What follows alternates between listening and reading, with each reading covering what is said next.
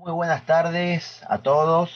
En nombre de la Fundación Gaucho, su presidente, el licenciado Diego Benevento, sus secretarias, la licenciada Patricia Libonati y la doctora Carolina Agüero, sus asesores, la doctora Natalia Vulcano y Carlos Barrios, y quien les habla, Iván Calustián, tesorero de la Fundación. Les damos la bienvenida a esta cuarta capacitación del DITAF, Dispositivo de Intervención Temprana Amparo a la Familia. Para los que asisten por primera vez o se perdieron alguno de los 3 primeros encuentros, les comentamos que pueden acceder a los mismos, mientras admito más gente, a través de nuestro canal de YouTube. En este canal van a ver que están subidas las 3 primeras capacitaciones y otras capacitaciones que hicimos también con voluntarios de la Fundación, presentaciones de libros, etc. Aprovechando que hablamos de redes, también para los que aún no lo hicieron, los invitamos a que nos sigan en Facebook y en Instagram. En estas redes podrán enterarse de las actividades y de las necesidades de la Fundación.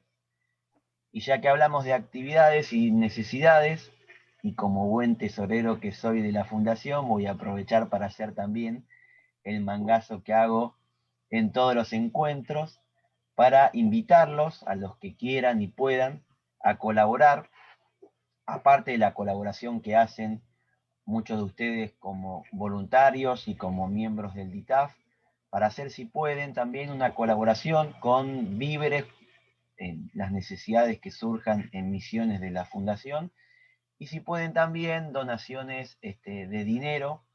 La estrategia que utilizamos nosotros para recaudar fondos de este tipo es pedir poco, muy poquito, porque la verdad que es mucha gente la que está copada con este proyecto, y descubrimos que pidiendo poquito a muchos, la verdad que recaudamos bastante, y prácticamente hacemos magia. Lo que pedimos generalmente es 200 pesos, 300 pesos, lo que sale un alfajor que multiplicado por la cantidad de gente que se está copando y que se está sumando a este proyecto, nos sirve un montón y colabora muchísimo. Así que bueno, sin más preámbulos, le cedo la palabra a Patricia, que va a comenzar con la capacitación. Todos tuyos, Patricia. Bueno, gracias Iván. Bueno, buenas tardes a todos y a todas. Bienvenidos, bienvenidas. Gracias por acompañarnos en un encuentro más de la Fundación. Antes de comenzar de lleno con el DITAF, con este dispositivo que la Fundación propone como mecanismo de intervención en discapacidad, les quiero contar un poquito en relación a esto que decía Iván de las misiones de la Fundación. En la medida que se va flexibilizando la posibilidad de hacer algunos encuentros presenciales, nos estamos encontrando en la Fundación poquitos, entre 3 y 4 personas cada día, y ya tenemos 3 días fijos en los que hay equipos de profesionales trabajando en la Fundación, y de voluntarios también, ¿sí? Entonces se van como cristalizando muchas de estas misiones que decía Iván, se van recibiendo demandas espontáneas, se están atendiendo familias con entrevistas programadas, hay un grupo de adolescentes que están colaborando con la pintura de las rejas de la Fundación. O sea, todas estas actividades que van como poniendo, como plasmando este espíritu de la Fundación, que la pandemia y la virtualidad venía como demorando, y que ahora sentimos que son más concretas, que son más reales, y que pronto vamos a poder volver a estar trabajando a pleno como fue hasta antes de la pandemia, viajando al interior, trabajando con estas comunidades,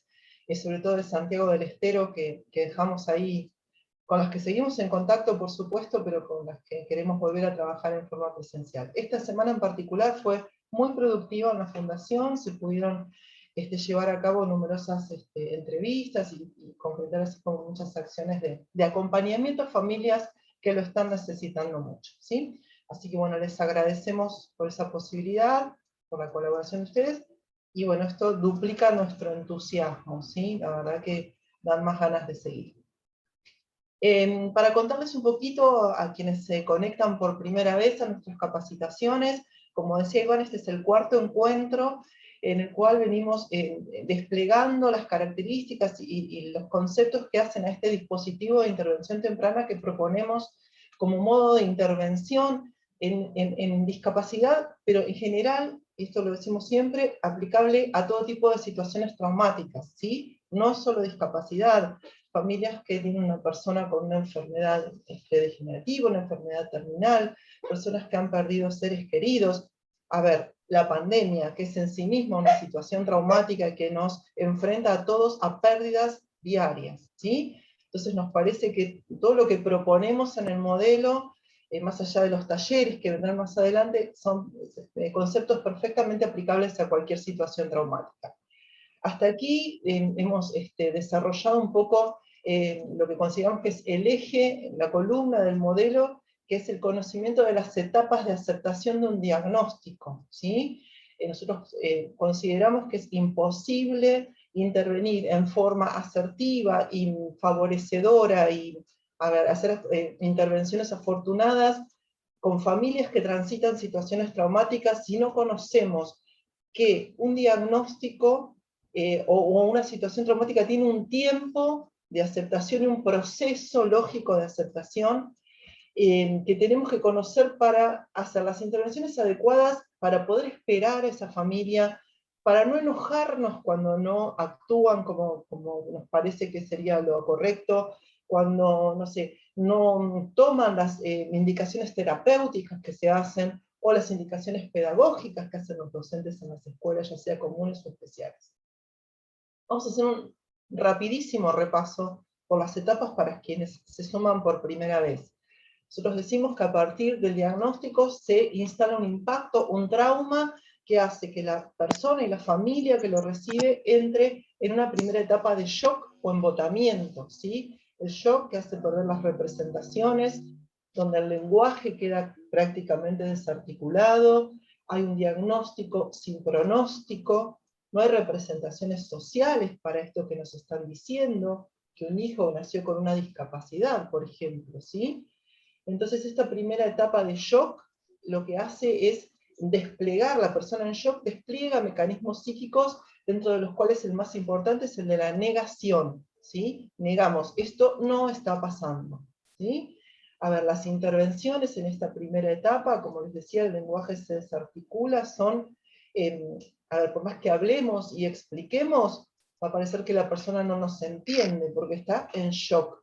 Entonces apelamos a un lenguaje corporal, a un acompañamiento, que hoy vamos a desplegar mucho más cuando hablemos de los principios de intervención. En esta etapa, ya les decía, la negación es el principal mecanismo psíquico que se despliega y prima la pulsión de muerte, ¿sí? Las personas, las familias están en riesgo porque los mecanismos psíquicos justamente, digamos, las defensas disminuyen, circula la pulsión de muerte en relación a uno mismo y en relación a la persona que padece la discapacidad.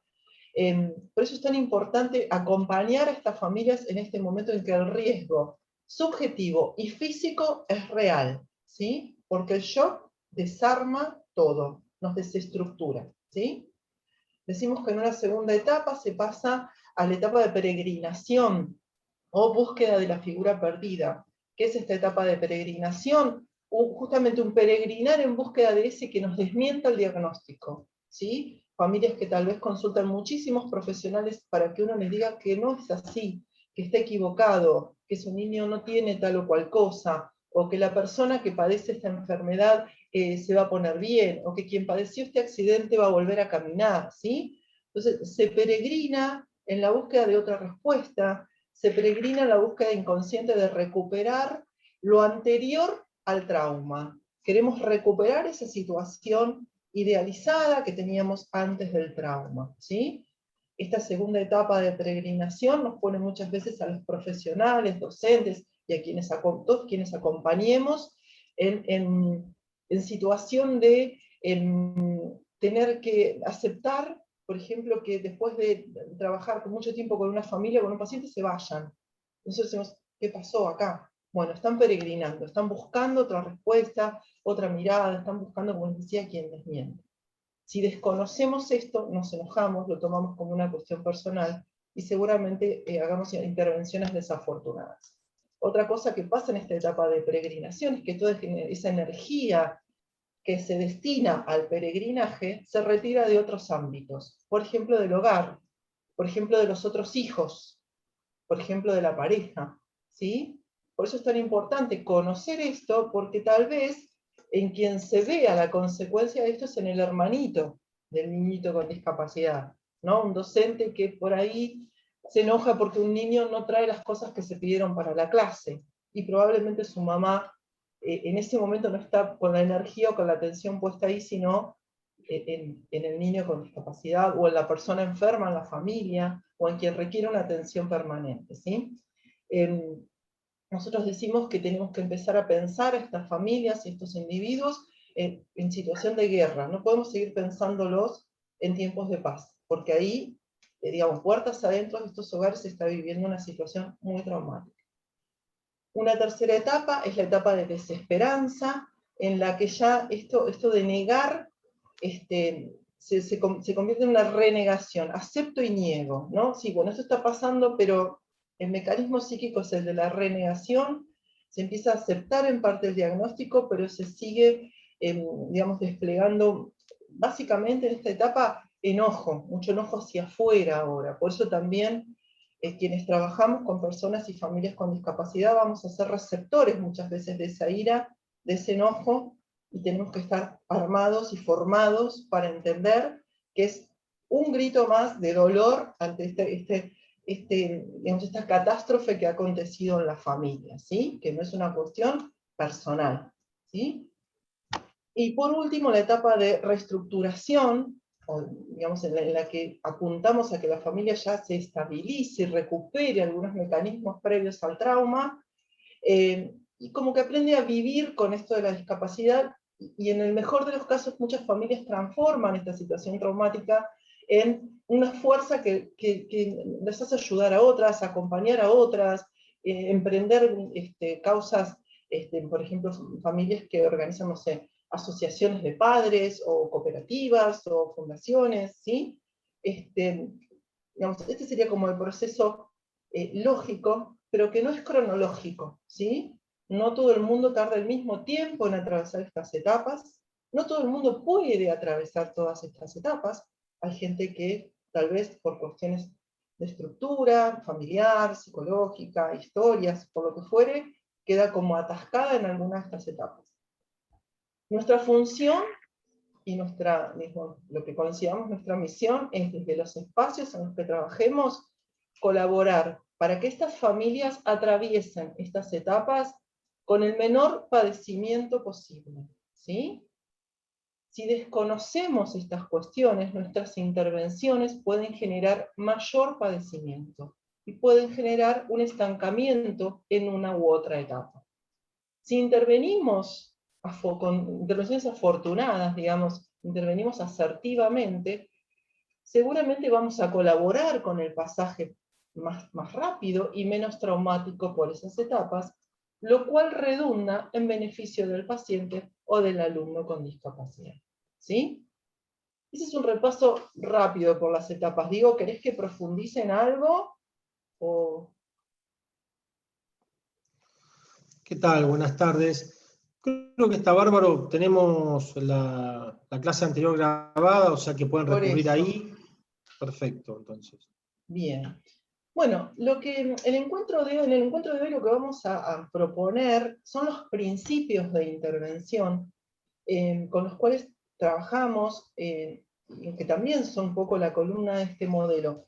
Pero antes de ingresar en esto de los principios, de las estrategias, de herramientas para intervenir, vamos a ver un video, que si bien es un video que se produjo en el marco de una campaña de prevención de la violencia de género, lo utilizamos porque nos parece que tiene elementos que nos permiten pensar en estos principios de intervención. Lo vamos a ver ahora, por eso yo no anticipo nada, y lo vamos a ver después de nuevo, después de hablar de los principios, a ver si lo podemos repensar a la luz de estos elementos teóricos. ¿Iván?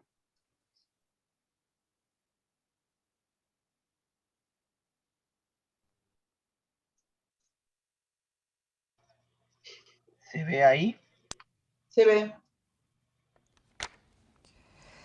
Acá dice que te pegaron y te obligaron a tener relaciones.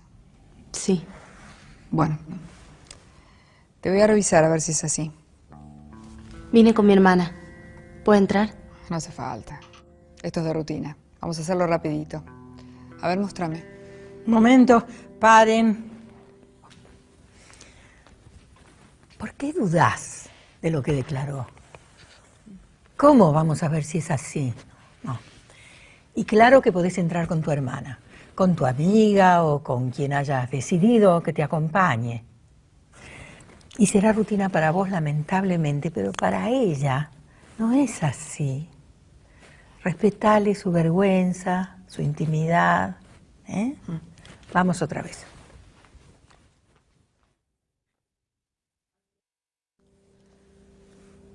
¿Acá? Sí. ¿Duele? Sí. Sí. Flor de golpiza. Bueno, voy a buscar a otro colega. Necesito otra opinión. Andá desvistiéndote. Vamos a ver si hay signos claros de relaciones no consentidas. Digo, si se nota que fueron por la fuerza. ¿Me va a revisar un hombre? Un médico. Los médicos revisamos pacientes, hombres o mujeres. No te preocupes. No. Así no. Vos sos médica, pero antes sos persona. Esta chica tiene derecho a la confidencialidad. Vos podés negarte a que te revise a alguien que no querés. ¿Estamos? Bueno, otra vez. ¿Puede entrar mi hermana? Claro. Ahora la llamamos. Yo sé que tenés vergüenza, pero confía en mí. Yo te reviso en un minuto nomás. Tengo que informar cómo son las lesiones. Anda desvistiéndote mientras yo busco a tu hermana. Gracias. Por creerme. Bien. Ahí estamos. Mucho mejor. Tenés derecho a que cuiden de tu intimidad. A pedir una médica si te sentís más cómoda. A que te acompañe alguien de tu confianza. La justicia está de tu lado. Usala. Si tenés dudas y necesitas informarte, llama. Bueno, en este video hay varios elementos a tener en cuenta que nosotros decimos que pueden ser homologables a algunas situaciones que atraviesan muchas de las familias que se enfrentan con un diagnóstico, ¿sí?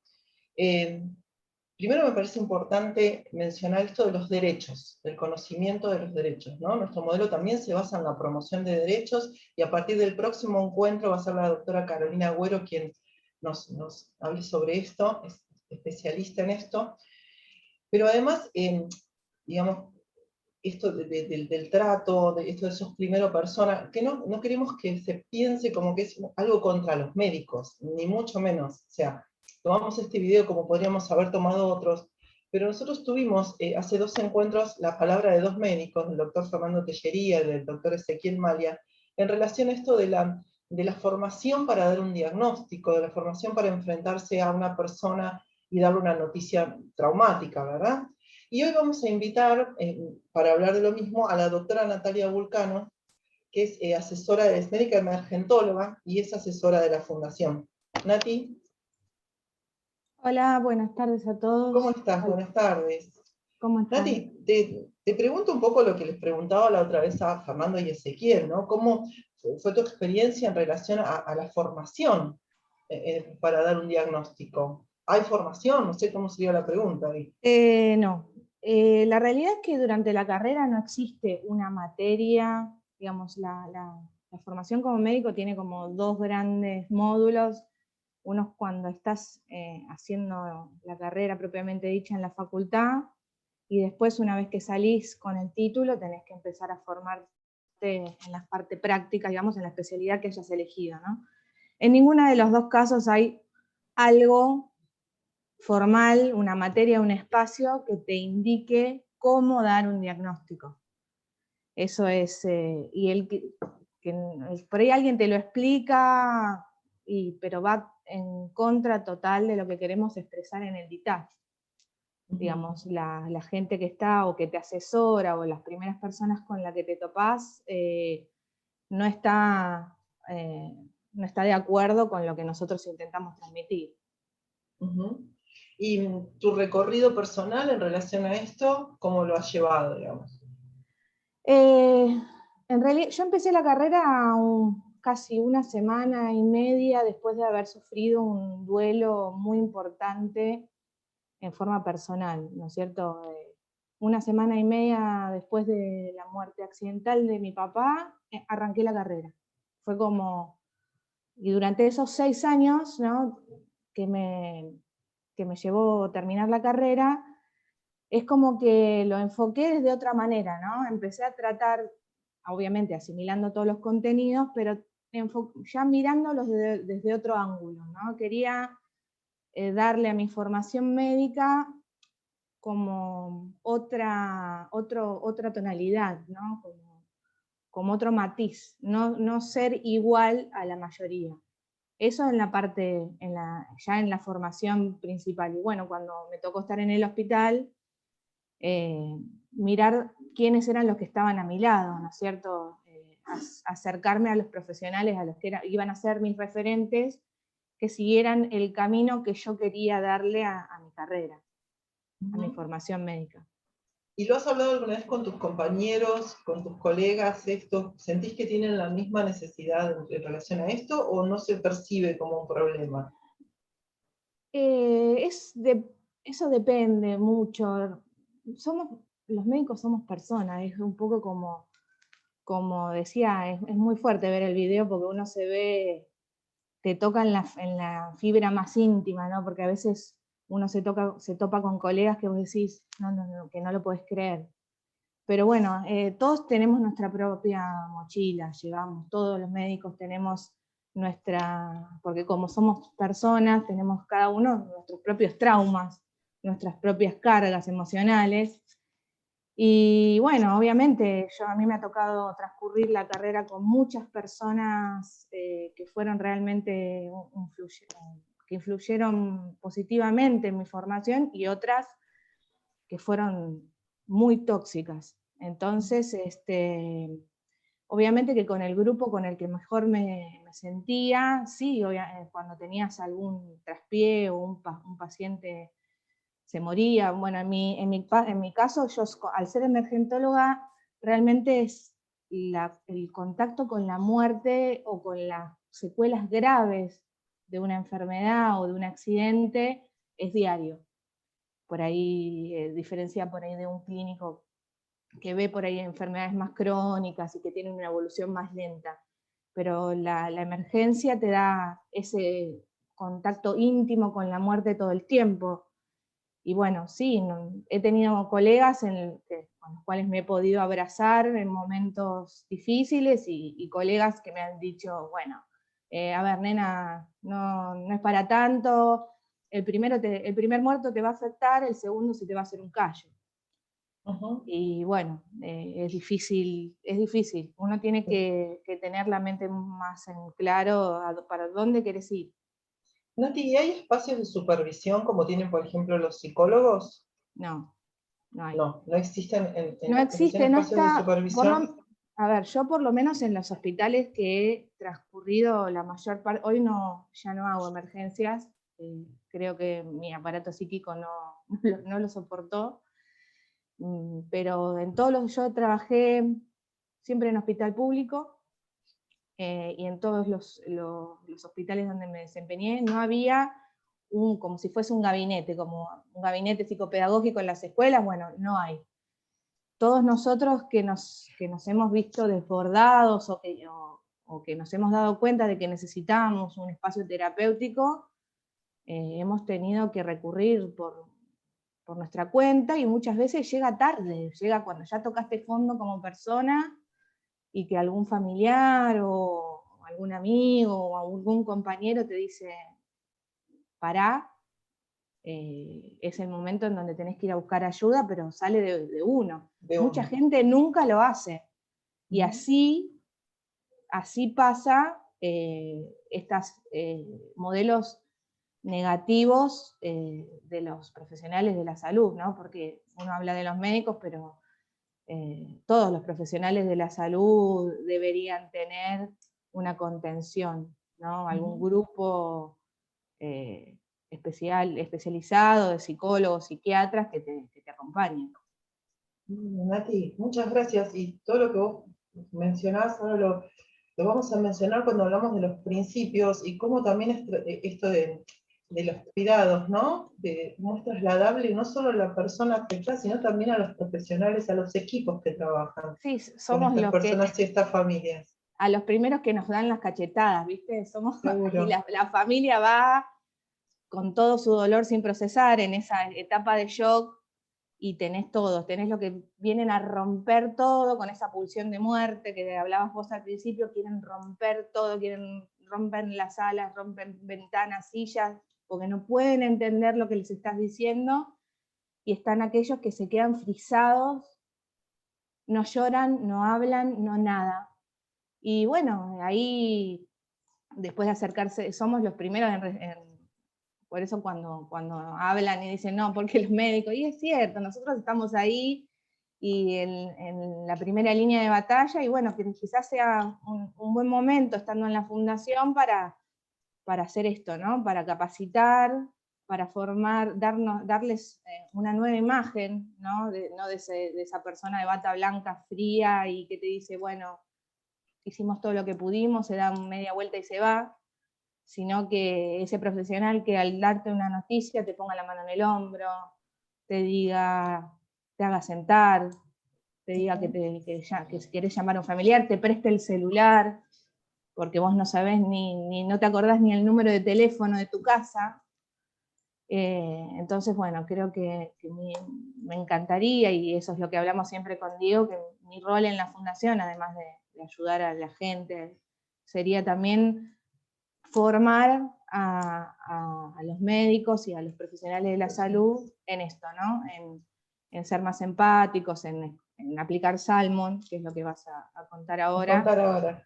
Bueno, recuerden todos estos ejemplos que dice Nati, ¿no? El de prestar el celular, el de poner la mano en el hombro, como van a ver cómo vamos a ir un poco por ahí con cuestiones que suelen ser a veces intuitivas en algunos, que a otros no les salen, pero que la idea es que conociéndolas podamos hacerlas de forma estratégica.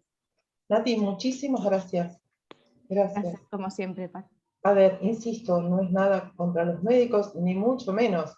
Todos los profesionales, lo decimos siempre, nosotros nos han formado en las universidades o en los profesorados para esta cuestión aséptica y distante del paciente o del alumno, no involucrarnos sentimentalmente, no ir más allá de lo estrictamente profesional.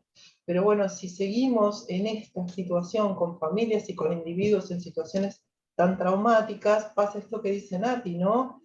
Nunca lo hablaron, esto se enquista, se queda la cuestión en el momento del trauma, no se supera, no se ponen palabras. Bueno, los principios que vamos a proponer van un poco en esa dirección, de intervenir para que esto no quede en la situación de catástrofe inicial y se pueda ir evolucionando hacia etapas superadoras. Yo voy a compartir ahora pantalla, me dicen si se ve bien.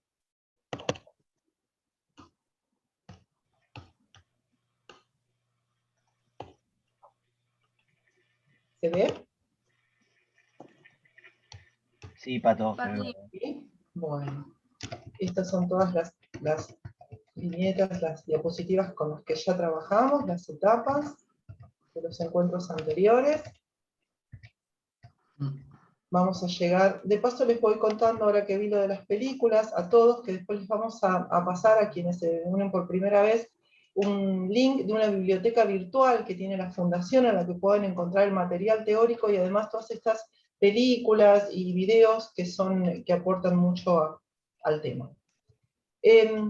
Cuando nosotros hablamos de los principios con los que trabajamos, con los que apuntalamos este modelo de intervención, hablamos de los principios de Salmon, ¿sí? Ahora les vamos a contar un poco quién es Salmon. Pero a mí me parecía esta frase que está en uno de los libros de Diego, me pareció muy, muy gráfica. Dice: un estado de shock no es solo lo que nos sucede cuando pasa algo malo, es lo que nos pasa cuando perdemos nuestra narrativa, nuestra historia, cuando nos desorientamos, Y cuando recién Nati decía, no se habla, eso queda ahí, ¿no? Me parece que esto de la narrativa, ¿no? Que se desarma en el trauma, es como una cuestión ahí a trabajar, ¿no? Poder hacer de estas situaciones tan impactantes una narrativa que forme parte de la historia y que pueda evolucionarse en ese sentido. Thomas Salmon, hay algún micrófono abierto, ¿verdad? Thomas Salmon fue un psiquiatra estadounidense que vivió entre 1876 y 1927 y trabajó con soldados durante la Primera Guerra Mundial y sentó las bases para el tratamiento de los desórdenes mentales producidos por la guerra. Él descubrió la dificultad de recuperarse del daño psicológico en soldados y civiles que no fueron heridos en la guerra, es decir, que no sufrieron un daño directo, ¿sí? Pero que al estar expuestos a la situación traumática, padecían secuelas psicológicas que tiempo después implosionaban, ¿no? Solían desencadenar en estados de locura y muchas veces en suicidio. Las describe como palabras que fueron expuestas, personas que fueron expuestas, perdón, y frecuentaron los bordes de lo inarticulado del lenguaje. Esto que decíamos de la primera etapa, cuando el lenguaje pierde valor, pierde sentido, cuando se habla, ¿no? El bla bla, pero que no se entiende. Ahí es el lenguaje que se desarticula. Zonas en las que la palabra como nexo con el otro y con lo que está ocurriendo pierden su función, ¿sí? Allí no hay mensajes verbales que alcancen a frenar la angustia y la incertidumbre, ¿no? Y frente a estas situaciones que afectan tantas dimensiones, como el espacio, el tiempo, después nos vamos a ir viendo, que las transforman y que pasan a ser algo distinto a cómo veníamos transitando, esto que yo les decía, la situación anterior al trauma. Bueno, en este momento bisagra entre lo que era idealizado y lo que ahora ya no lo es, no hubo nadie capaz de abordar ese dolor, capaz de escuchar, como decía recién Natalia, capaz de abrazar, ¿sí? Entonces, nosotros pensamos que este modelo que él propone, que ahora vamos a avanzar en los principios, es perfectamente adecuable al trabajo con familias con discapacidad o con otro tipo de situaciones traumáticas. Hablamos de lesiones o de discapacidad no solo de quien las padece en primera persona, sino de todo el grupo familiar, ¿sí? Que de no encontrar ese acompañamiento inmediato, primario, suele manifestar las consecuencias mucho tiempo después. Por ejemplo, nosotros decimos siempre que los hermanos de las personas con discapacidad en general hacen síntoma mucho tiempo después, cuando la familia ya terminó de transitar todas estas etapas y vuelve como a poner energía en el ámbito familiar, ya hay algún hermano haciendo síntoma. Y muchas veces es tarde. Si alguien no reparó en que este hermano también la estaba pasando mal, ¿no? A esto nos referimos cuando decimos no solo la persona directamente afectada, sino todo el entorno. Los dispositivos tradicionales diagnosticaban a estas personas que no les había pasado nada visible, sin tener en cuenta lo vivido durante años. Se patologizaban cuestiones y síntomas que son esperables por haber padecido un trauma en silencio y en soledad, ¿sí? Lo podemos también parangonar un poco a esto de la pandemia, ¿no? Cómo se patologizan reacciones que son esperables en una situación de crisis en la que todos estamos sufriendo tantas pérdidas, no solo materiales, sino familiares, de canales de goce, de posibilidades de realización y demás. Y hay personas que por su estructura desarrollan determinadas conductas que se patologizan sin tener en cuenta el contexto. Bueno, esto sería algo bastante parecido. Thomas Salmon estableció entonces 4 principios para trabajar con las personas afectadas por guerras, catástrofes naturales o crisis sociales, que nosotros tomamos, Diego toma en sus libros, y adaptamos para nuestro trabajo con familias que atraviesan el trauma de haber recibido un diagnóstico de discapacidad, enfermedad crónica o enfermedad terminal.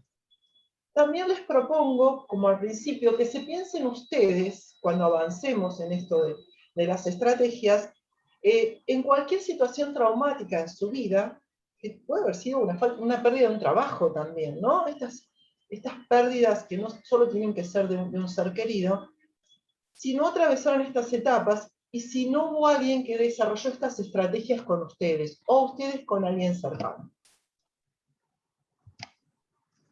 El primer principio es el principio de proximidad, ¿sí? ¿Por qué proximidad? Porque una de las dimensiones que se afecta ante el impacto, ante el trauma del diagnóstico, es la dimensión geográfica, la dimensión de la proximidad con los otros, ¿sí? Se produce como un encapsulamiento de la familia, de la persona, un poco para defenderse de este shock y de este exterior que le resulta amenazante, de este exterior que le habla en un idioma que no entiende, de este diagnóstico transmitido en general en un idioma que no se entiende. Esto que decimos, el mapa lo tiene otro y está en otro idioma, ¿no? Nosotros no sabemos qué hacer con esto. Entonces, trabajar desde la proximidad apunta a reconstruir una de estas dimensiones afectadas en la familia, ¿sí?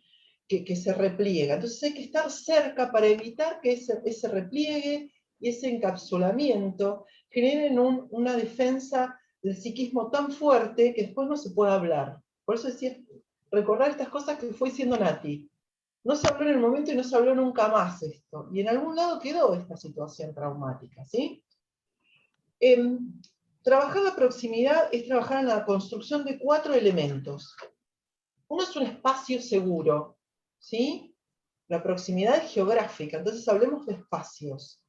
¿Cuáles serían esos espacios? No tiene por qué ser un consultorio, puede serlo, puede ser un aula, puede ser una mesa de un bar, o puede ser la casa del vecino, que es el que está dispuesto a escucharnos, a bancarnos en ese momento de dolor, de desarme, de desamparo. Esa es la palabra, el desamparo que produce el diagnóstico y el impacto de ese momento, ¿no? Alguien a quien dirigirle el dolor, y apelo nuevamente a sus situaciones traumáticas personales. Sentimos que nos volvemos locos en ese momento, que no vamos a poder, ¿sí? Que los mecanismos con los que contábamos ya no sirven, ¿sí? Entonces, alguien que se banque ese momento de locura, de lenguaje desarticulado, generando un espacio seguro, un espacio donde nos podamos sentar a conversar, donde la proximidad se manifiesta además a partir o a través de un brazo en el hombro, de un abrazo cuando se podía, ahora se puede abrazar de otra manera, abrazo con palabras, no abrazo con la escucha.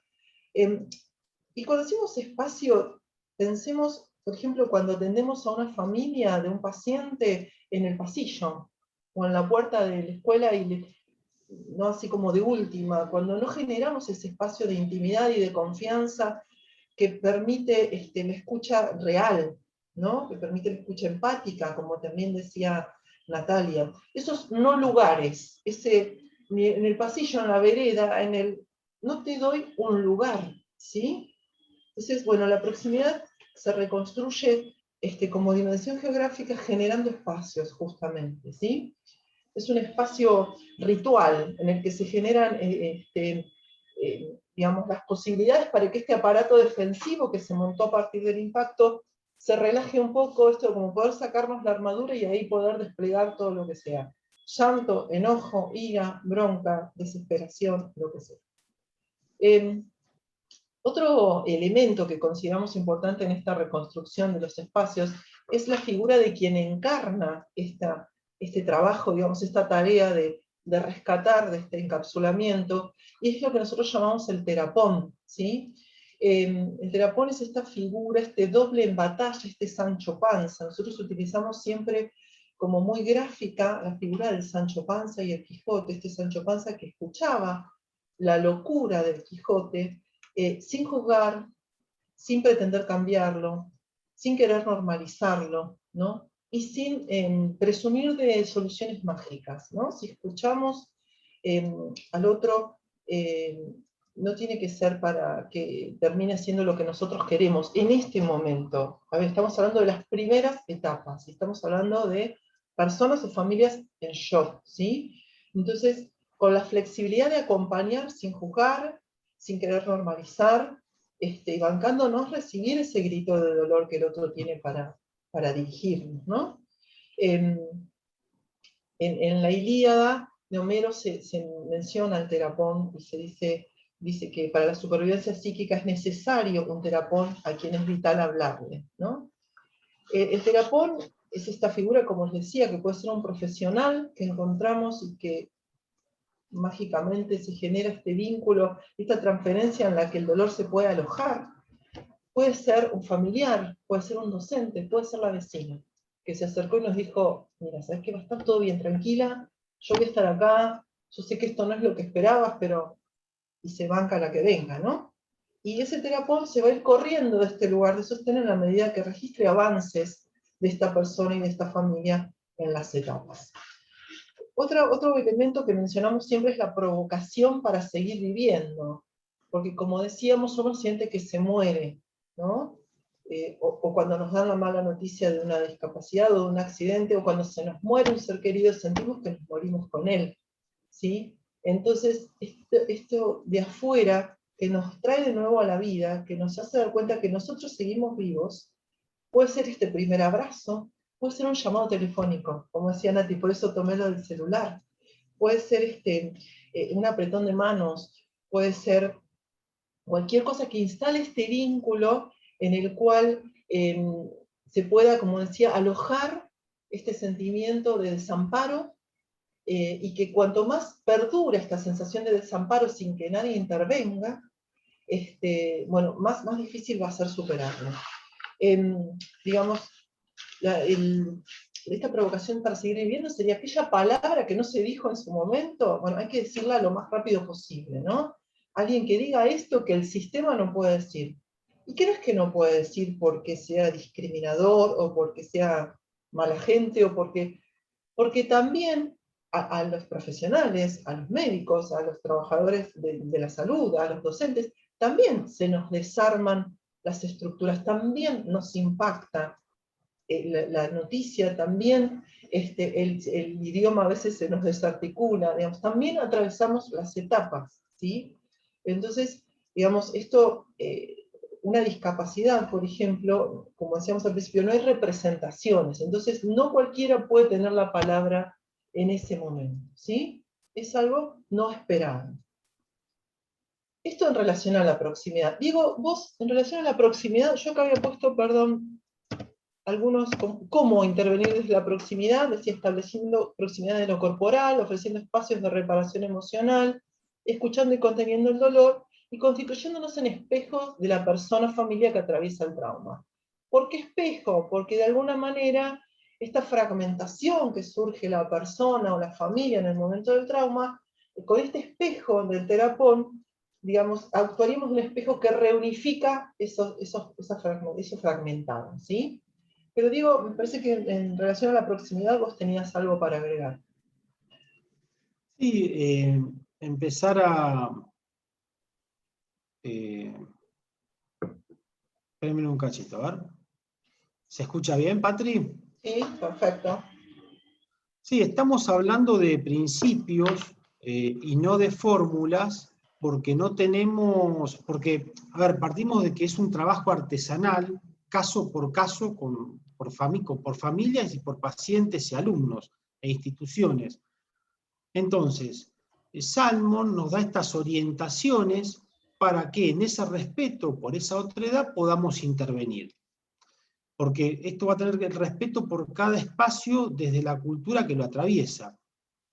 Ahora, fíjense que tenemos que ir a buscar a un psiquiatra de la Primera Guerra para tratar de intervenir en estas etapas de aceptación del diagnóstico, porque no existen representaciones desde la ciencia, de cualquiera de las ciencias de la salud o de la educación, para trabajar con lo traumático, y menos con discapacidad.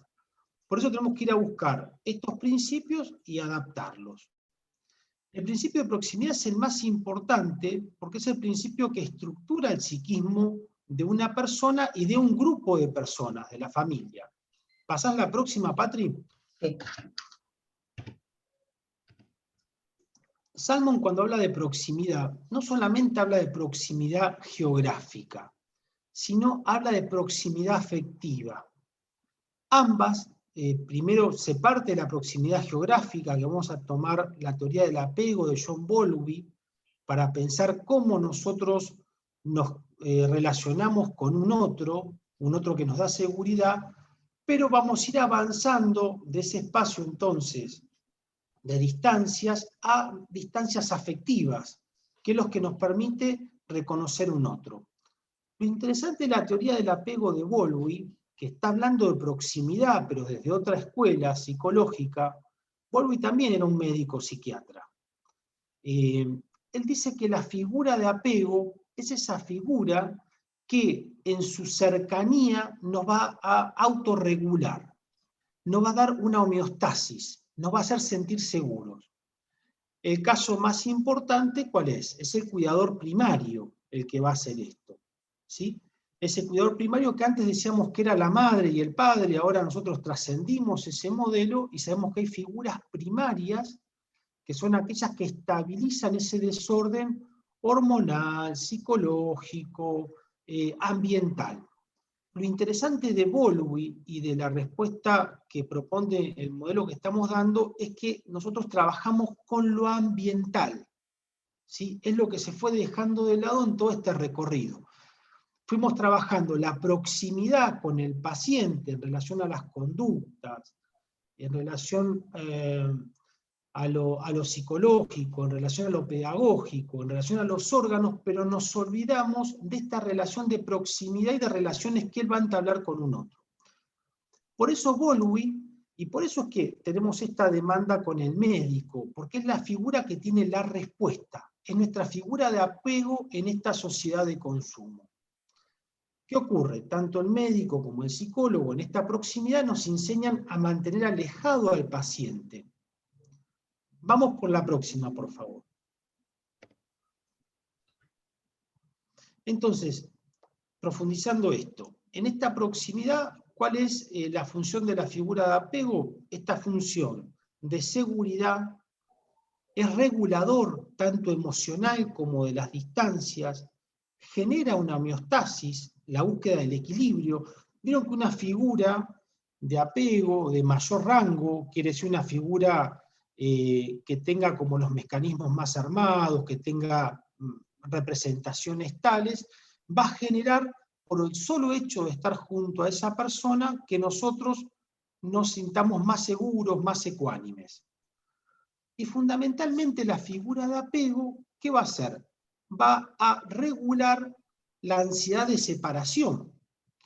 Que la ansiedad de separación es la ansiedad fundamental que aparece con lo traumático. ¿Por qué? ¿Qué es lo que se pierde en lo traumático? Nos separamos de las representaciones que teníamos, de la imagen del mundo que nos daba cierta seguridad.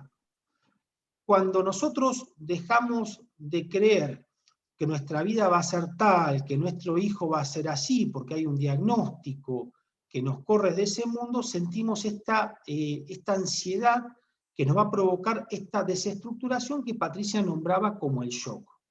Entonces, ¿qué vamos a hacer? Vamos a ir a buscar esas figuras de apego, ¿para qué? Para que nos vuelvan a regular la proximidad. Vamos a pensar esto, que un niño que ha tenido una relación con sus figuras primarias de apego adecuada, donde no hubo separaciones, donde no hubo muerte, donde estas separaciones fueron más o menos reguladas, se van a esperar ciertas conductas esperables, ¿sí? Que todos entendemos. Ahora, cuando hay un diagnóstico, si esto lo extrapolamos, no sabemos qué esperar. Pasamos a la próxima. Fíjense que esto se repite frente a todas las separaciones de la vida que vamos a tener, pero esto fundamentalmente se repite en las etapas de aceptación del diagnóstico. En la etapa de peregrinación, cuando ya salimos del shock, que quedamos embotados, aparece una primera fase frente a esa separación de esa imagen que yo quería de mi familiar o de mí mismo, que no se va a dar, aparece un primer momento de protesta. En el bebé, la protesta es cuando empieza a llorar esperando que venga esa madre a calmarlo. Cuando ese grito, ese llamado no es correspondido, empieza a romper todo. Empieza a gritar de tal manera que ya no es que se angustia, se empieza a ahogar. Es un grito de agonía, de desesperación. El otro cuidador primario que está cerca no lo puede calmar con nada. Es imposible. Y de repente se apagó. cuando no volvió esa figura de apego, entra en ese desapego patológico que nosotros vemos en nuestras familias cuando se caen del sistema. Lo interesante de tomar a Bowlby y pensar qué es lo que pasa como respuesta a la separación de estas imágenes ideales que tenemos, es que nos permiten esperar cómo va a responder la familia y cada uno de ellos. Tenemos un desapego patológico, que es cuando la familia se cae, se encapsula. Pero en la cuarta etapa, donde estas fases se producen, pero de forma más aceitada, este desapego no es patológico, es un desapego de trascendencia. Vos ves que cuando en la cuarta etapa, donde ya atravesaste todos estos dolores, te siguen molestando ciertas cuestiones, pero ¿qué pasa? Como vos ya internalizaste tu figura de apego, vos ya sabés que el otro no lo hace a propósito, te empieza a resbalar. Una más.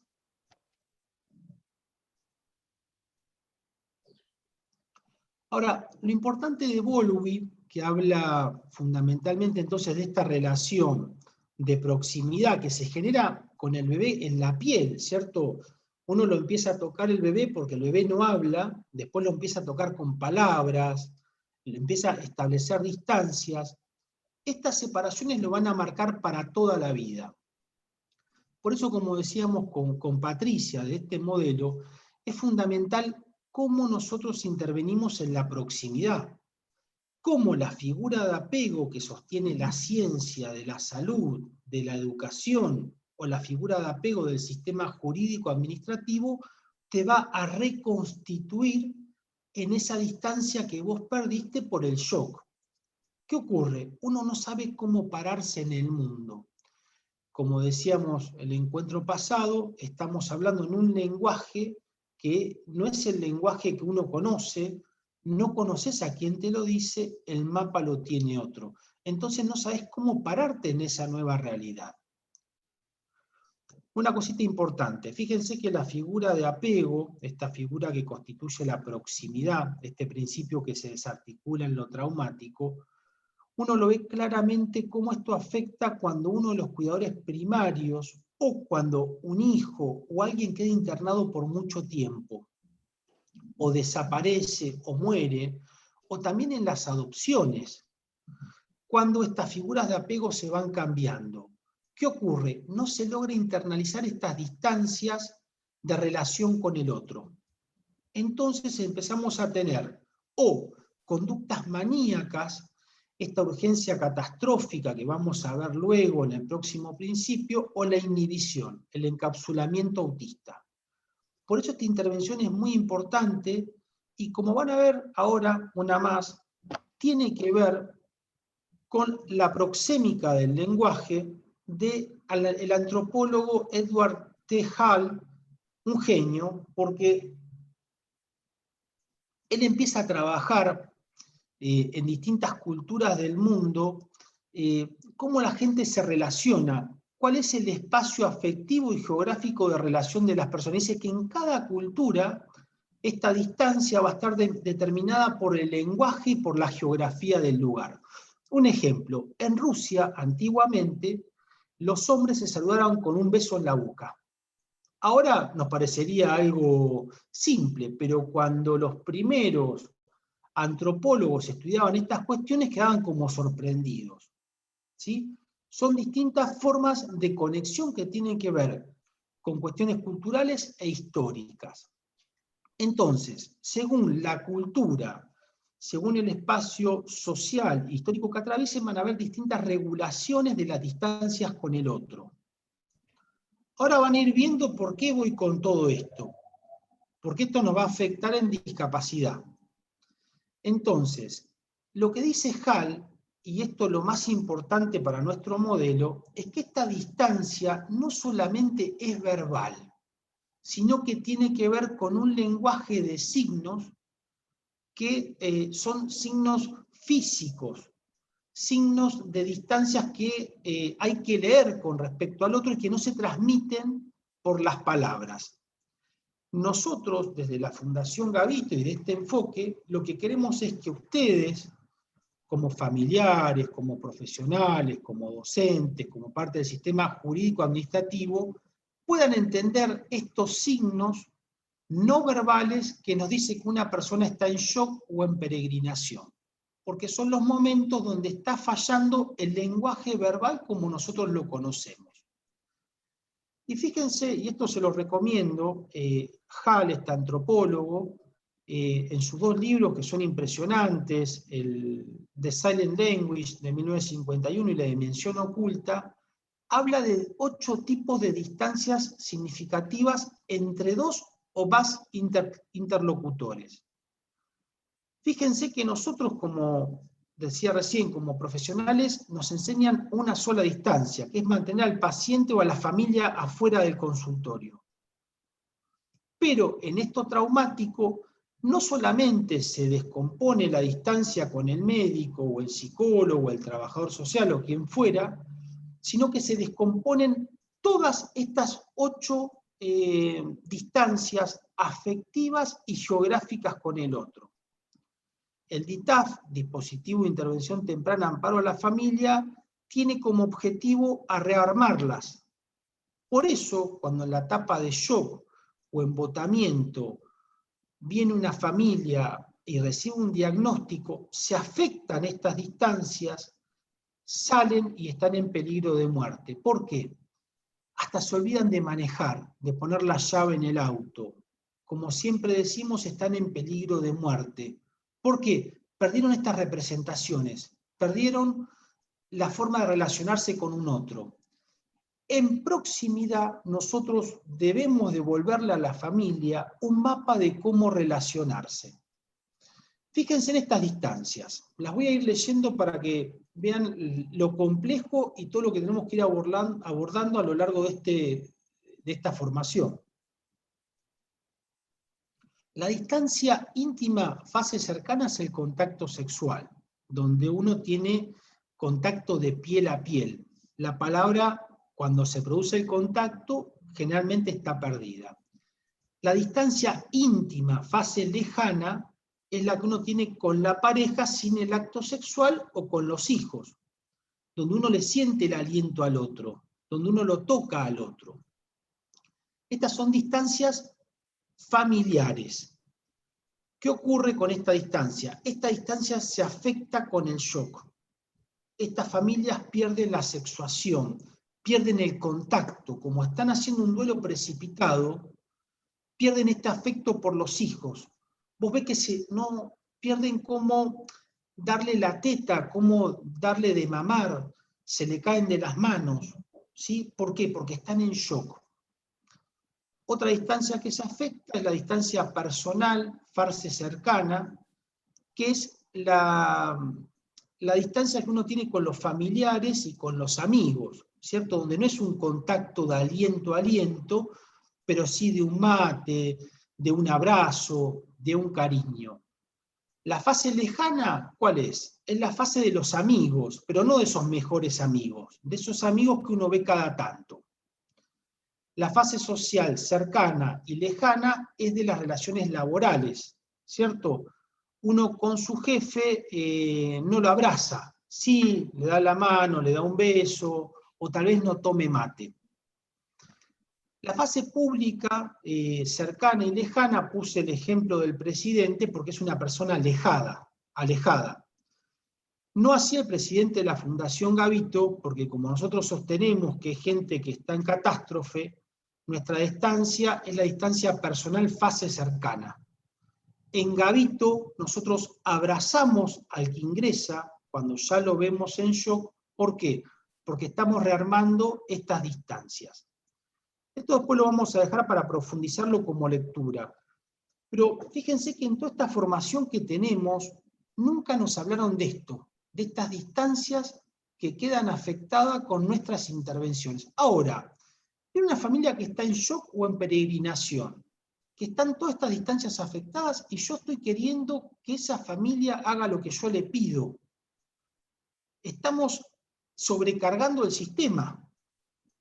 Entonces, al revés, cuando tenemos que ser recompositores, terapones, somos aquellos que fragmentamos esas distancias afectivas que se pierden en la familia. Una más, Patri.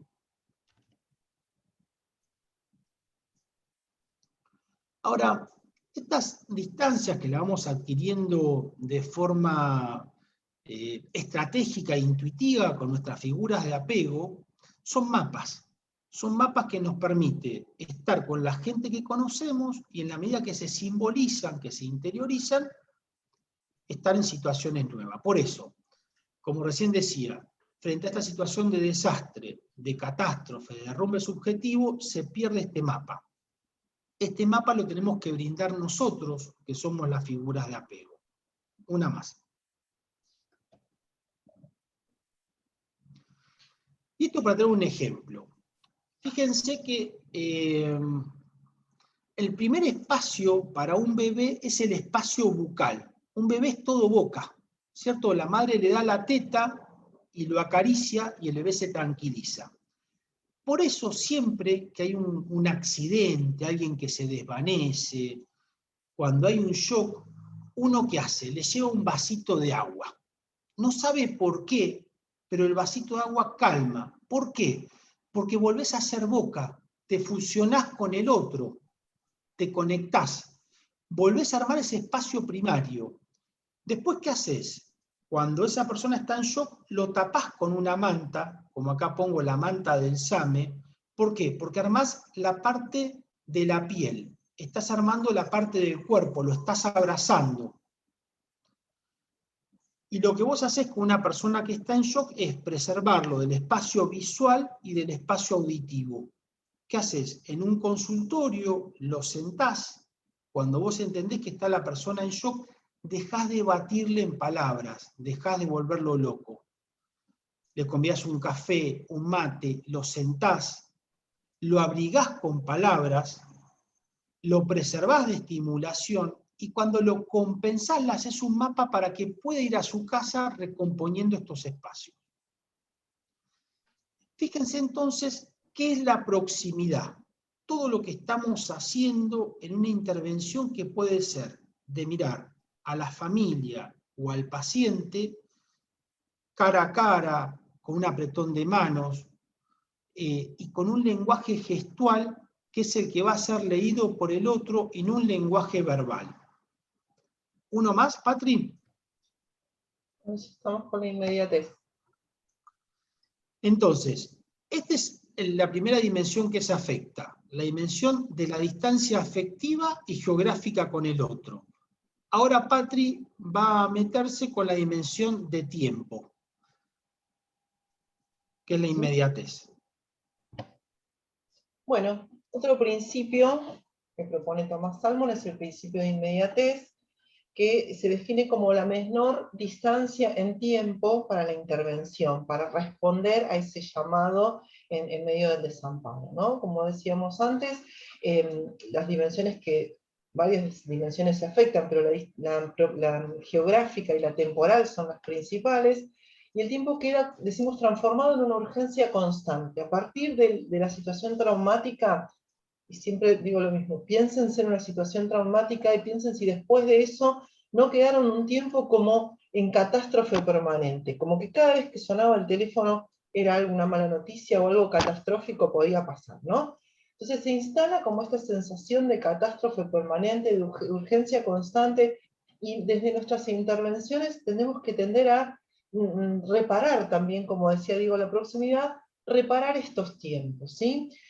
Eso por un lado, reparar el tiempo. Por otro lado, esto de intervenir lo más pronto posible cuando se instala la sensación de desamparo, porque si no, se arma esta defensa desde el aparato psíquico que hace que después sea más difícil ingresar, que es más difícil que la persona hable después, que se abra, ¿no? En el primer momento sale todo así como sin filtros, por decirlo de alguna manera. Entonces, cuanto más pronto intervengamos, menos se acoraza, menos se encapsula la persona que está sufriendo el trauma.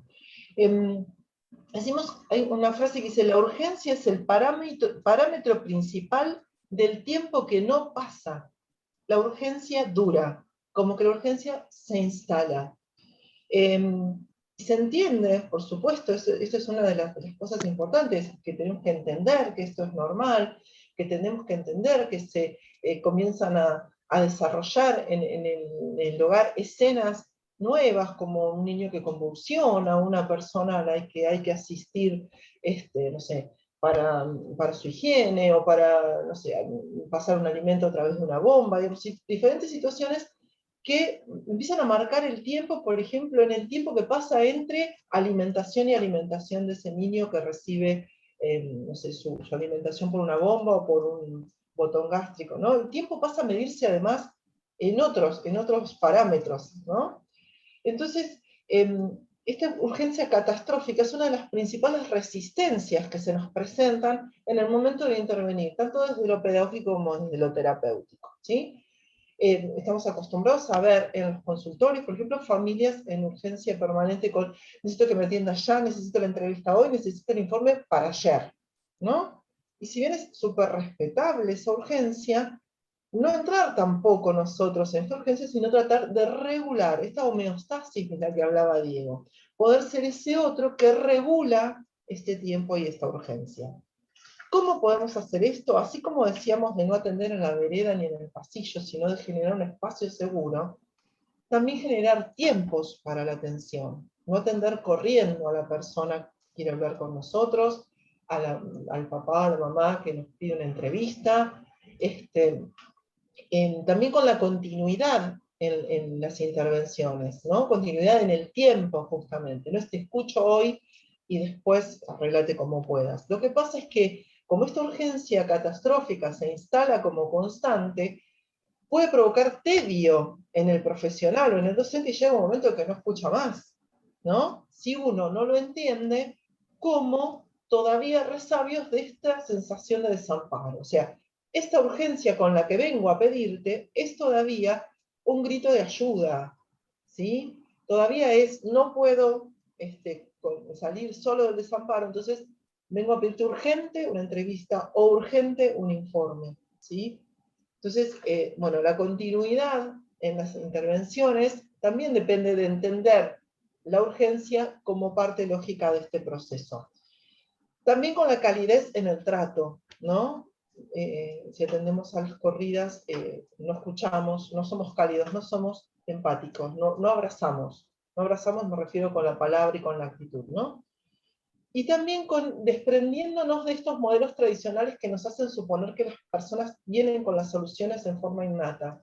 Esto que decía Diego, les pedimos que hagan algo que en este momento no pueden hacer, que en este momento no pueden entender. Nadie viene con el mapa, con el instructivo para resolver un trauma de manera inmediata, ¿no? Entonces, si pedimos eso, estamos, como decía él, sobrecargando el sistema. Además del trauma, le estamos poniendo una exigencia más, ¿sí? Cuando decía recién no saben qué hacer con este bebé al que tienen que darle la teta, es porque se afecta con el impacto del sentido común, ¿sí? Familias que han llevado adelante la crianza de otros hijos sin ninguna dificultad, vienen con un niño con discapacidad, muchas veces no sabemos qué hacer con él. Es ese saber que se pierde ante el trauma y que por momentos nosotros vamos a tomar para devolverles luego cuando hayan salido de este momento de catástrofe, ¿sí? Ahí, digamos, terapeutas, médicos, docentes y la fundación, la idea es esta, constituirnos en ese otro que presta un poquito este sentido común, que escucha, que genera el espacio seguro y que restablece la dimensión tiempo. Un tercer principio es el... Sí. Sí, es que pensaba que tenemos la urgencia catastrófica por un lado, que es esta dimensión del tiempo, que el tiempo no cesa, como que se instala el shell shock, lo traumático aparece como una neurosis traumática, pero en la otra punta tenemos la inhibición, que son esas familias que quedan congeladas, porque el tiempo como habitualmente lo conocemos, que también es una dimensión de proximidad. El tiempo es una representación social que tenemos, ¿cierto? Que en cada cultura y en cada familia y en cada persona va a tener representaciones de lenguaje. como queda afectado ese mundo del lenguaje, ese tiempo va a estar afectado. Entonces, uno es la manía y la otra es la depresión. La depresión es la inhibición. Vos ves que está congelado, es como que se olvidan de las recetas, se olvidan de lo que vos le dijiste, viene el nene sucio a la escuela o al consultorio, tal vez el padre sí está bien, o se le vencen los pedidos, pero bueno, es todo este mundo que está colapsado y que te lo están mostrando. Y esto es algo que hay que rescatar de estos psicólogos que planteaban el acting out, que es cómo nos muestran a nosotros la realidad. Y lo que aprendimos los psicólogos es que cuando no nos muestran ese derrumbe interno, tenemos las psicosomáticas o tenemos la psicosis, ¿cierto? Los brotes. ¿Y qué pasa? Cuando nos vienen a mostrar esto, nosotros los retamos, nos enojamos, nos ofendemos, porque no entendemos que esa concepción del tiempo que era compartida quedó trunca. Por eso, como Patri hoy estaba relatando, la forma de ir reconstituyendo estas dimensiones son 4. El espacio ritual, que es este espacio de consultorio, o de consulta, o de café, que a ver, uno a veces no puede atender en el hospital más de 20 minutos, pero a veces con 10 minutos, una mirada franca y decirle al paciente, mira, no es que te estoy echando porque no me interesa, me puedo quedar 5 horas, pero me pasa tal cosa, el paciente ya se va como más alivianado, porque vos le estás explicando tu proximidad y tu tiempo, no estás en urgencia catastrófica. La otra reconstitución, también en inmediatez y en proximidad, es el terapón. Que el terapón, por eso lo ponemos a Sancho Panza, porque es como este médico, psicólogo, psiquiatra, trabajador social que acompaña al loco. Fíjense que lo que va marcando cuando uno lee el Quijote, estos tiempos de distancia, si se acercaba mucho a Quijote lo fajaba y lo volvía loco. Si estaba muy lejos, Quijote se peleaba con el roto de la montaña. Si lo escuchaba mucho, Quijote lo volvía loco. Entonces, este personaje, este antihéroe, iba marcando estas distancias de tiempo y de espacio. Cuando detectamos una familia donde la proximidad y la inmediatez está afectada, tenemos que transformarnos en Sancho Panza. Tenemos que transformarnos en esta... Y creo que no es casual. Fíjense que Sancho Panza era gordito, no se bañaba mucho y era muy buen cocinero. Y le gustaba el chupi, la mamadera. ¿Por qué? Justamente, ¿qué hacía Quijote y Rocinante? No comían. Él cocinaba para él, chupaba para él, iba como haciendo el hogar a medida que Quijote iba fragmentando su historia. Estos somos nosotros los que estamos reconstituyendo estas dimensiones. Somos los que tenemos que rearmar el nido. El nido para que después nuestras intervenciones tengan efecto. Ahora, ¿qué ocurre? Todos tenemos la fantasía, no, que hable con el psicólogo, no, que hable con el neurólogo, que hable con el psiquiatra. Y siempre estamos pasándole la pelota a otro. En realidad la intervención de proximidad y inmediatez es desde el que está en la puerta del hospital o en la puerta o el portero o el celador. Todos tenemos que trabajar en estos principios, todos tenemos que saber cuando una persona está en shock o peregrinando. Esto quería decir, Patri, continúa por favor. Buenísimo. El tercer principio es el de expectancy, que es un vocablo que no tiene traducción exacta al español, entonces lo respetamos en su lengua original, y que es el sí que inaugura la relación con el otro. Volvemos a esto del otro, ¿no? Esto de constituirnos en ese otro que puede escuchar, que puede esperar. Esto es saber que hay expectancia y lo relacionamos con espera y con esperanza a la vez. Alguien que nos espera, alguien al quien no le da lo mismo si vamos o no vamos al tratamiento, si vamos o no vamos a la escuela, alguien que nos genera confianza, ese otro a quien me pasa algo en casa, igual le voy a consultar porque para mí es un referente, ¿no? Alguien que está pensándome, además. y como decimos siempre, no desde una pose, no de hago el que te estoy pensando o hago el que me preocupa, realmente alguien que incorpora en su universo esta problemática de esta familia, de este paciente.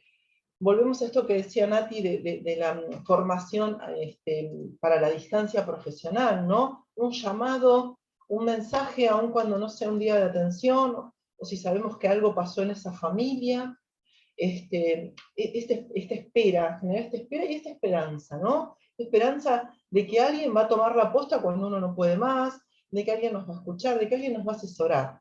Porque lo que pasa en el desamparo es que esto, como decía Diego, el mapa se nos quemó, no sabemos para dónde agarrar, entonces digamos, se potencia esta sensación de desvalimiento. Entonces, saber que hay alguien que puede, aunque sea decirnos, ¿sabes qué? No sé, lo averiguamos, porque tal vez no lo sepa todo, ni tiene por qué, digamos, pero alguien en quien yo confío y alguien que se transforma en referente en estas situaciones. Alguien que espere además y que de los tiempos, como decíamos recién, de que no pida algo que no podemos. No es el que te dice, dale, vos podés, actitud positiva, buena voluntad, pensá en todo lo que teníamos, todas esas cosas de autoayuda que en este momento no sirven, ¿sí? Digamos, no se puede apelar a la voluntad en este momento, hay que respetar estas etapas lógicas. Entonces, bueno, esa es la expectancia. ¿Cómo intervenimos con expectancia? Siendo flexibles, acompañando el dolor, la bronca, el caos, como decíamos, sin juzgar, sin normalizar, sin presionar, ¿sí? Siendo terapones, siendo ese otro que proporciona el espejo que reunifique la imagen fragmentada. Ahí tenemos la imagen del Sancho Panza y Quijote que siempre nos acompañan.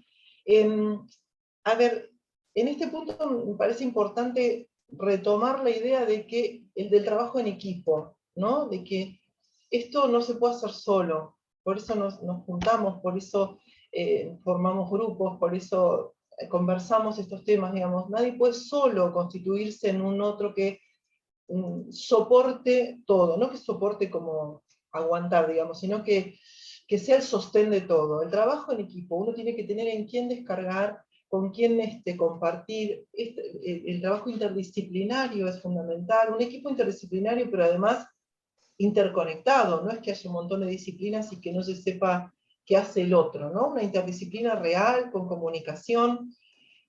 También nos parecen muy importantes los espacios de talleres para padres y para hermanos, y hasta para abuelos, ¿sí? El espacio de taller ayuda a alojar, contribuye a alojar todas estas dimensiones desestructuradas y a darles un poco de, como una cuestión de reparación ahí.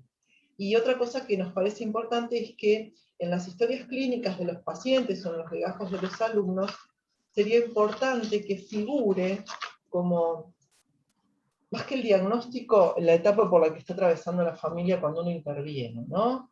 Que quede como esta sistematización, y si yo vuelvo a intervenir dentro de un tiempo, decir, a ver, ¿siguen en la misma etapa o pudieron superar? ¿Están mejor? No, volvieron para atrás porque algún evento los mandó de nuevo a la primera etapa, o alguna intervención desafortunada los mandó de nuevo a la primera etapa. Poder tener este parámetro de evolución. Vamos con el último principio, que es el de simplicidad, y que tiene que ver, bueno, como decíamos, con este lenguaje que se desarticula, con estas palabras que dejan de ser nexo con los otros y con lo que está pasando. La catástrofe, digamos, modifica el mundo que veníamos transitando, nos presenta otro en el que las herramientas anteriores no sirven. Entonces, no podemos pretender que, como decía Diego, la persona que está atravesando el trauma nos entienda, que haga lo que le decimos, que supere todo rápido, que se acomode y que salga, ¿no? Entonces, la forma de acompañar es con un lenguaje simple, con una actitud de simpleza en cuanto a que las indicaciones sean claras, cuanto que no podemos decir, bueno, ahora salís de acá, te vas a la hora social, haces autorizar esta orden, después sacás la orden para la resonancia, el turno para la resonancia, después, ¿no? Sigamos, ¿vieron cuando le decimos a los niños en jardín consignas simples, de a una, ¿no? No porque el otro no tenga capacidad desde lo cognitivo para entender la consigna, sino porque justamente está en shock, entonces hay que ser simples en la transmisión, simples en no utilizar palabras complejas, porque sino lo que hacemos es, como decía el doctor Diego, contribuir al estallido de ese yo que sufrió el impacto. A ver, todas estas cuestiones de la simplificación, de la empatía, de la proximidad, que decimos que son como encarnadas por quien se posiciona en la figura de Terapón, seguramente saldrán, tendrán como insumo traumas y vivencias de esa persona. Alguien que no ha atravesado traumas difícilmente pueda empatizar con quien lo está atravesando, difícilmente pueda ser próximo. No porque no le interese, sino porque a veces no sabe cómo, porque nunca lo necesitó, ¿no? Digamos que estas cuestiones... Patri, sí. perdón, Nati. No, sí, ¿Cómo Nati, estás? dale. No, porque te no las quería... veo, no te veo. Acá estoy. Sí. Te quería por ahí ejemplificar de lo que Sí. estás hablando. Viste que siempre es como que se señala mucho que el profesional de la salud, a la hora de dar un informe, un diagnóstico, usa palabras difíciles. Que el paciente, obviamente, primero así a veces use palabras simples, el shock no permite que el paciente entienda lo que le estás diciendo, porque es mucha esa cosa nublada que tienen. Claro, es muy pesada para procesar en el momento. Pero creo que también a veces el médico, hablando de los médicos, ¿no? El médico también a veces usa palabras difíciles porque se queda dentro de su zona de confort, porque como la situación le choca tanto, porque obviamente a nadie está preparado para que un paciente le vaya mal en una enfermedad crónica o en una enfermedad aguda, como me ha pasado a mí. Nadie está preparado, no hay cosa que te prepare, sea uno o sea haya tenido 50 años de ejercicio de la profesión. Entonces creo que es un mecanismo de defensa del profesional también. Como no le salen las palabras apropiadas para ese lugar, se mete adentro de su libro, explica cómo se recuerda lo que aprendió. A veces cuando se ilumina pone una palmadita en la espalda y se retira, porque a veces es muy doloroso. Es la forma de preservarse. Sí. Es la forma sí, por eso la importancia de estos espacios, ¿no? De capacitación. Buenísimo, también lo hablábamos en encuentros anteriores, Nati, cuando decíamos que a todos nos interpelan estas situaciones, porque ponen en jaque los mandatos claro. fundacionales, ¿no? Digamos, el médico está para curar y la discapacidad no se cura, el docente está para enseñar y a veces el niño no puede aprender, ¿no? Entonces, como a todos desde algún lugar la discapacidad nos interpela y a veces estas actitudes, como decís, son para preservarnos. Eso está, a ver, es buenísimo lo que decís y está bueno que quede claro que no se ataca a nadie con estas observaciones, que entendemos que cada uno pasa por estas etapas, que cada uno tiene sus mecanismos de defensa, o sea, podemos traspolar a todos los actores esto que venimos diciendo, ¿sí? Porque también, como cuando vos hoy decías, esto de no se habla más, no se habló en ese momento y no se habla más, yo lo pensaba en relación a esto que decía Diego del apego elusivo, ¿no? O sea, si vos volví a hablar de este apego inseguro, si no ves, nadie me va a escuchar, nada me va a contener, bueno, no lo hablo más, no voy más a buscar acompañamiento, un abrazo, porque sé que no lo voy a tener. Entonces, ¿cómo se puede traspolar a todos los actores esta falta del abrazo simbólico, por decirlo de alguna manera, ¿no? Bueno, esto es ya en las etapas. Sí. Y lo que quería decir de la simplicidad, que tiene que ver con el lenguaje verbal que está afectado en la primera y segunda etapa, es que los pacientes siempre te dicen, y las familias, te hablan de qué bueno el doctorcito, qué bueno, qué limpio que estaba el lugar, qué atento, y siempre te están hablando de lo gestual. El lenguaje simple es un lenguaje gestual, como nos enseñaba el antropólogo Hall. Ese es el lenguaje de las emociones que se transmite por signos. Porque la simplicidad, como bien decías, no tiene que ver con creer que el otro no te va a entender, sino que como está colapsado, se va a quedar con una impronta de imagen. Entonces, si vos no mirás al paciente a los ojos, si vos no le escribís una orden con una letra clara, si vos no le mandás un mensaje, no va a comprender ese camino que quedó fragmentado en esas distancias. Entonces, este lenguaje simple es un lenguaje del cuerpo, un lenguaje de la repetición, un lenguaje de la mirada, que va a devolver en ese espacio ritual y desde ese terapón esta fragmentación que hace que nueva información entre en el sistema. Entonces, tenemos que entender que un diagnóstico se transmite con gestos, no solamente con palabras. Y tenemos que entender que un paciente va a ir corriendo a Google a buscar información catastrófica que lo va a fragmentar. También hay que darle esta coordenada de simplicidad. No te metas a buscar este diagnóstico.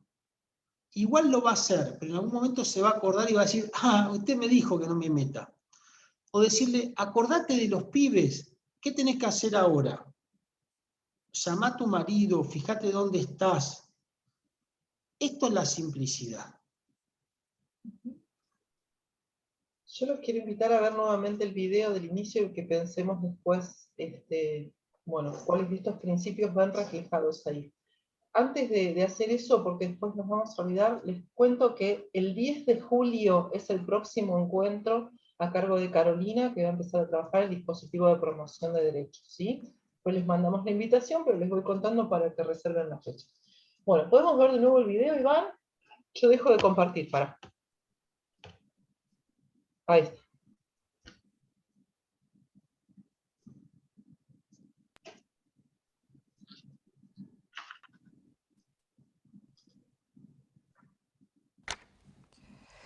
Acá dice que te pegaron y te obligaron a tener relaciones.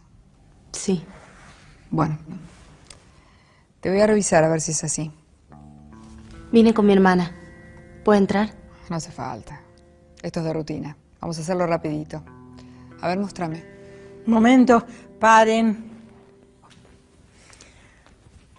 ¿Por qué dudás de lo que declaró? ¿Cómo vamos a ver si es así? No. Y claro que podés entrar con tu hermana, con tu amiga o con quien hayas decidido que te acompañe. Y será rutina para vos, lamentablemente, pero para ella no es así. Respetale su vergüenza, su intimidad. Vamos otra vez.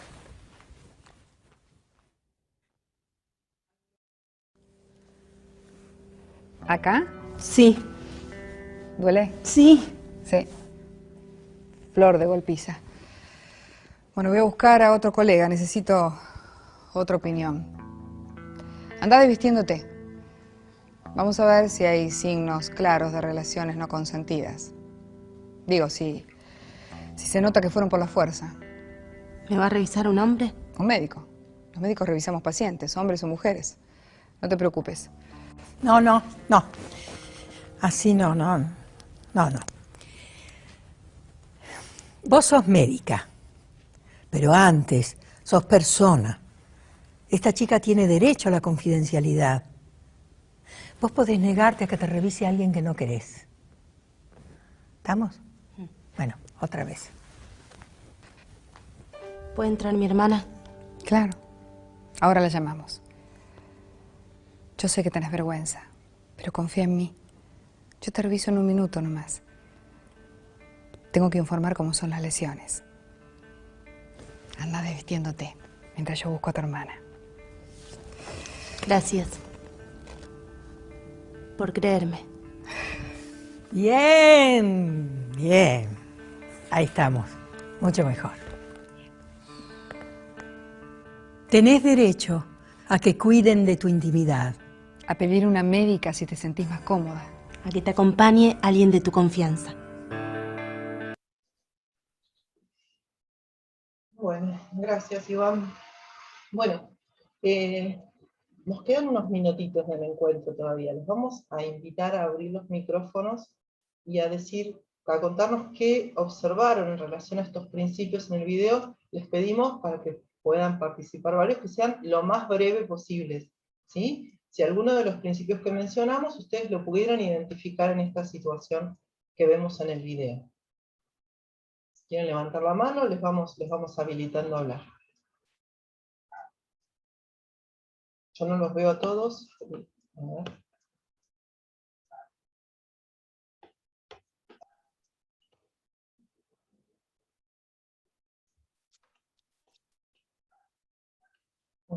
¿Nadie quiere hablar? Yo me acordaba de algo que hablamos el encuentro pasado en relación al diagnóstico, cómo que haya un diagnóstico habilita prácticas a veces violentas, a veces invasivas, a veces, ¿no? Acá pasaba un poco eso, ¿no? Digamos, la situación de desvalimiento de la persona que consulta a veces habilita desde el otro lado prácticas no muy afortunadas.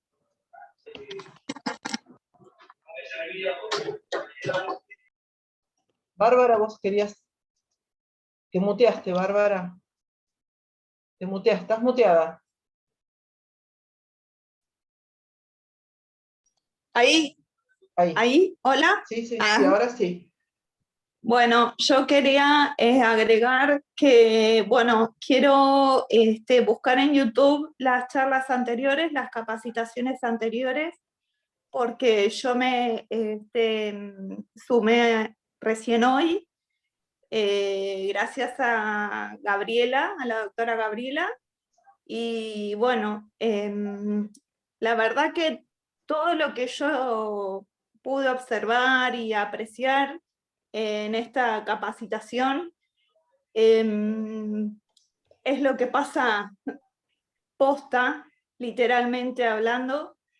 Creo que, bueno, sobre todo acá en Coronel Rosales, que debe ser como se vive en el resto de las ciudades, de los municipios, en todo el país, es muy complejo todo este tema, y que es como, no sé, yo lo asociaba, quizás está muy lejos de mi realidad, pero cuando uno pierde un ser querido o una separación, como me pasó a mí, que fue muy conflictiva, uno cuando no se espera ese tipo de cosas, de situaciones, porque obviamente no vamos a comparar una situación de separación, de divorcio con una muerte,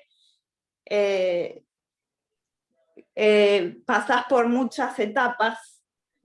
Y yo, cuando hablaban de las distintas etapas de lo que es aceptar a un hijo con discapacidad, lo asociaba con mi tema, con la separación, cuando no te la esperás. Y porque es un duelo, Bárbara, es un una duelo, situación de duelo. ¿Y exactamente. pudiste observar en el video alguno de los principios de los que mencionamos? Claro, yo lo relaciono mucho con eso. Obviamente que tener un hijo con discapacidad, yo creo que, bueno, me emociono. No lo tengo, pero me emociono mucho. Bueno, Bárbara, gracias por tu aporte. ¿Alguien más quiere mencionar si vio alguno de los principios en el video? Bueno, Patri. Hola, Paulita. Hola, Patri. Sí, al final del video, cómo cambia la actitud, me hace pensar en el principio de proximidad, esto de buscar la mirada, cómo empieza, la doctora empieza a buscar la mirada de la paciente, bueno, el brazo, en el hombro, me hizo acordar a ese principio. Gracias, Paula. Yo también Beatriz, pensaba... perdón, Beatriz levantó... Ah, bueno, Beatriz había levantado la mano. Luz, dame un minutito. Hola, ¿qué tal? Hola, Beatriz. ¿Cómo están? Mira, de los principios, este video yo ya lo había visto anteriormente, otros años, por casualidad de la vida, ¿no? Y bueno, el video lo conocía, y uno de los principios de las charlas que estaban dando hoy, lo simple que fue al final todo. La simplicidad estaba puesta a flor de piel, y eso hace que la paciente confíe en la doctora y quién es, si es hombre, si es mujer, al ser tan simple y ponerse a la altura de la persona que está en ese conflicto, en ese maltrato, hace que su drama no sea tan grave en ese momento. El poder confiar en el profesional. Gracias, Beatriz. Luz. Y yo pensaba en esto que venía diciendo la simplicidad de la doctora hacia el paciente. Perfecto. Sí, Luz. Me quedé pensando en esto que decía Diego de comunicar a través de los gestos, porque se notaba como muy claro los gestos la primera y la segunda vez que hicieron como la escena, y en la tercera cuando hacen la escena, cómo cambian los gestos de la doctora a la hora de preguntarle a la paciente. Como eso tan simple también como cambia la forma de comunicar. Perfecto, buenísimo. Gracias, Luz. El tono, también el tono de voz, al principio el tono era imperativo, eso me dio la sensación que llevaba a amedrentar al otro. Esta cuestión de la expectancia reflejada en esto de no me da lo mismo lo que te pasa, ¿no? O sea, estoy para acompañarte, estás en un lugar seguro, no es lo mismo para mí. O sea, no es de rutina, esto que dicen no es de rutina, ¿no? Hay algo de la expectancia. Mónica, levantó la mano. Hola. Hola, ¿cómo estás? Bien, buenas tardes y hermosa. Buenas tardes. La exposición, toda la temática que se desarrolló. Quería comentar simplemente que me sentí identificada en el sentido de la capacitación.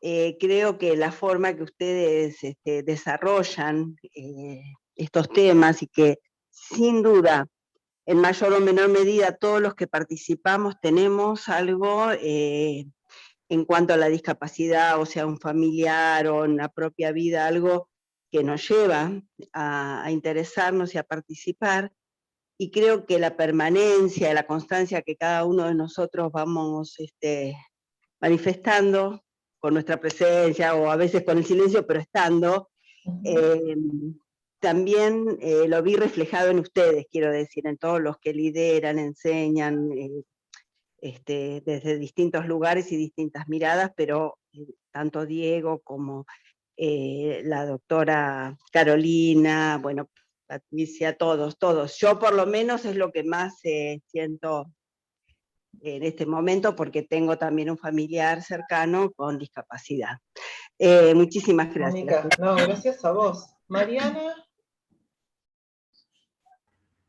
Sí, buenas tardes. Bueno, en relación al video, digamos, esto ficcionado, la primera escena de la doctora con la paciente me hizo acordar a lo que te comentaba el otro día cuando terminamos la otra capacitación.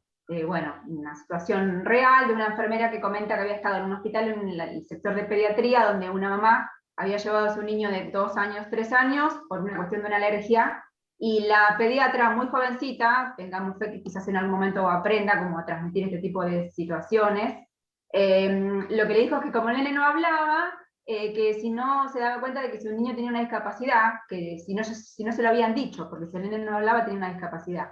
O sea, había sido muy brusca en la forma de transmitírselo a la mamá, que había llevado al nene por una alergia, o sea, una situación completamente distinta. Y bueno, ahí como de pasillo también fue un comentario que la enfermera, cuando la escucho que contaba la anécdota, decía que la había dejado como perpleja de la forma en la que la pediatra se lo había comentado de esta manera a la mamá.